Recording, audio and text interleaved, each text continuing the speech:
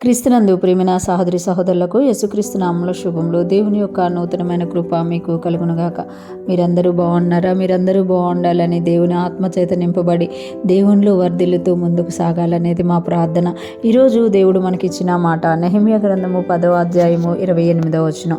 అనగా దేవుని ధర్మశాస్త్రమునకు విధేయులగునట్లు దేశపు జనుల్లో ఉండకుండా తమను తాము వేరుపరచుకున్న యాజకులు, లేవీయులు, ద్వారపాలకులు, గాయకులు, నెతానీయులు అందరూ దేవుని దాసుడైన మోషే ద్వారా నియమింపబడిన దేవుని ధర్మశాస్త్రమును అనుసరించి నడుచుకొనుచు మన ప్రభువైన యెహోవా నిబంధనలను కట్టడల్ని ఆచరించుదమని శపథం పూని ప్రమాణం చేయుటకు కూడిరి. ఈ మాటలు మనం నెహెమ్యా గ్రంథంలో చూస్తున్నాం.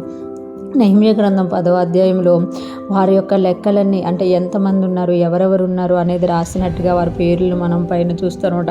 వారందరూ కూడా ఈ శపథం పూనుతున్నారంట. ఏమని అనంటే దేవుని ధర్మశాస్త్రమునకు విధేయులగునట్లు, అంటే దేవుని వాక్యానికి మేము విధేయులవుతాం, ధర్మశాస్త్రానుసారంగా జీవిస్తాం, దేశపు జనుల్లో ఉండకుండా తమను తాము వేరుపరుచుకుని యాజకులు, లేవీయులు, ద్వారపాలకులు, గాయకులు, నెతానీయులు అందరూ, అంటే దేశపు జనుల్లో అంతకుముందు కలిసిపోయారు. నెహెమ్యా రాకముందు వారందరూ కూడా దేశపు జనుల్లో కలిసిపోయారు. ఎప్పుడైతే నెహెమ్యా వచ్చి ఇవన్నీ చెప్పారో వారు అంటున్నారు కదా, దేశపు జనుల్లో ఉండకుండా తమను తాము వేరుపరుచుకున్నారంట. వాళ్ళు ఎవరున్నారంట? యాజకులు ఉన్నారట, లేవీయులు ఉన్నారట, ద్వారపాలకులు, గాయకులు, నెతానీయులు అందరూ దేవుని దాసుడైన మోషే ద్వారా నియమింపబడిన దేవుని ధర్మశాస్త్రమును అనుసరించి నడుచుకొనుచు, అంటే దేవుడు మోషే ద్వారా ఇచ్చిన ధర్మశాస్త్ర గ్రంథాన్ని అనుసరిస్తూ నడుచుకుంటాము, మన ప్రభువైన యెహోవా నిబంధనలను కట్టడలను ఆచరించదమని శపథము పూని ప్రమాణము చేయుటకు కూడిరి. అంటే వాళ్ళందరూ ఎందుకు కూడారు అని అంటే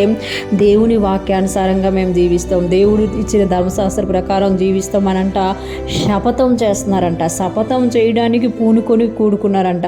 అంటే దేవుడు వారిని ఆశీర్వదించిన ప్రతిసారి కూడా దేవుడు వారికి ఏదైతే ధర్మశాస్త్ర వాక్యాలు ఇచ్చారో వాటన్నిటినీ మేము తప్పిపోబట్టే మా దేవుని మందిరం పడిపోయింది. ఇక నుండి మేము తప్పిపోము, ఈ వాక్యానుసారంగా మేము జీవిస్తాము, దేవుని మాట ప్రకారం జీవిస్తాం, మా మందిరమును మేము నిలబెట్టుకుంటాం అని శపథం పూనుతున్నారంట. ఈరోజు ఫ్రెష్ మన్నా వింటున్న ప్రతి ఒక్కరూ జ్ఞాపకం చేసుకోవాలి, మనమే దేవుని మందిరమై ఉన్నాము, దేవుని ఆలయమై ఉన్నాము.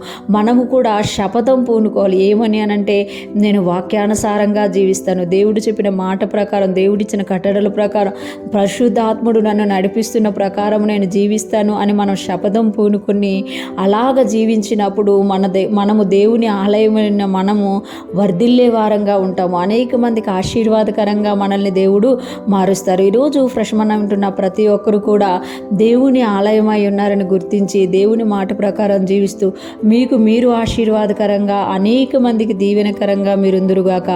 దేవుని కృప మీకు తోడై ఉండి నడిపించునుగాక. ఆమేన్.